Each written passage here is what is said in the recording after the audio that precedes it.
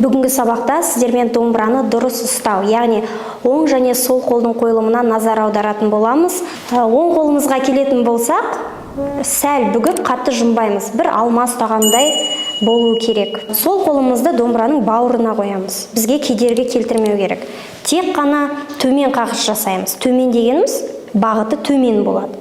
Жоғары дегеніміз бағыты жоғары болады. Төмен қағысты қаққан кезде, мына сұқ саусағымыз мылтық тәріздес, немесе тапанша тәріздес болу керек қой, бағытталу керек, иә?